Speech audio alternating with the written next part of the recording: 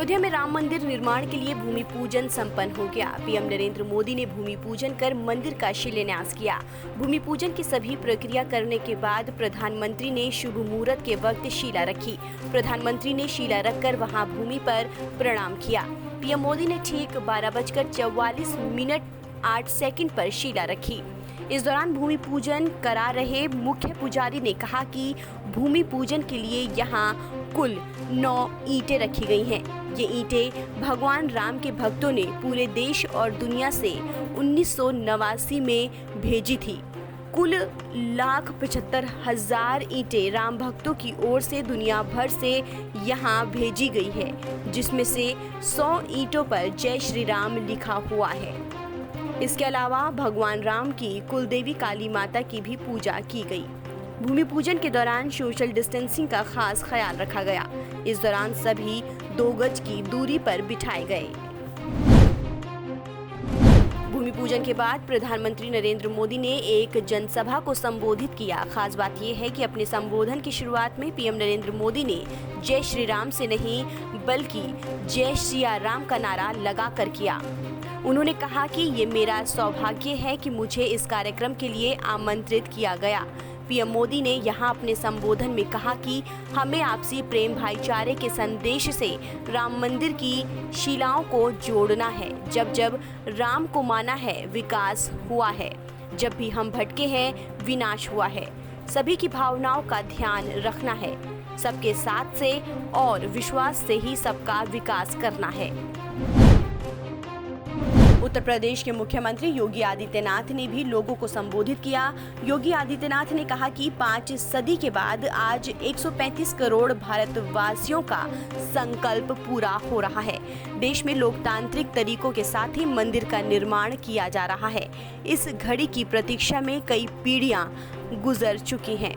CM योगी ने कहा कि प्रधानमंत्री नरेंद्र मोदी की सूझबूझ और प्रयासों के कारण आज संकल्प पूरा हो रहा है। वहीं राष्ट्रीय स्वयंसेवक संघ के प्रमुख मोहन भागवत ने भी संबोधित किया। इस मौके पर मोहन भागवत ने बीजेपी के वरिष्ठ नेता लालकृष्ण आडवाणी के योगदान को याद किया।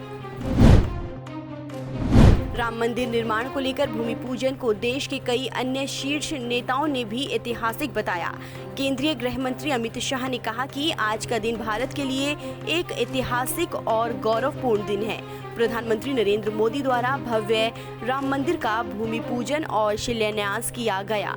एक नए युग की शुरुआत है। उन्होंने ये भी कहा कि प्रभु श्री राम मंदिर निर्माण असंख्य नाम अनाम राम भक्तों के सदियों के निरंतर त्याग, संघर्ष, तपस्या और बलिदान का परिणाम है। आज के दिन मैं उन सभी तपस्वियों को नमन करता हूं जिन्होंने इतने वर्षों तक सनातन संस्कृति की इस अमूल्य धरोहर के लिए संघर्ष किया। जय श्री राम। कांग्रेस के पूर्व अध्यक्ष राहुल गांधी ने बुधवार को अयोध्या में भूमि पूजन के बाद एक ट्वीट करते हुए इशारों में केंद्र की मोदी सरकार पर निशाना साधा। राहुल गांधी ने ट्वीट में लिखा कि राम प्रेम है, वो कभी घृणा में प्रकट नहीं हो सकते। राम करुणा है, वो कभी क्रूरता में प्रकट नहीं हो सकते। कांग्रेस नेता राहुल गांधी ने ट्वीट में लिखा कि मर्यादा पुरुषोत्तम भगवान राम सर्वोत्तम मानवीय गुणों का स्वरूप है। वो हमारे मन की गहराइयों में बसी मानवता की मूल भावना है। राम प्रेम है, वो कभी घृणा में प्रकट नहीं हो सकते। राम करुणा है, वो कभी क्रूरता में प्रकट नहीं हो सकते। राम न्याय है, वो कभी अन्याय में प्रकट नहीं हो सकते।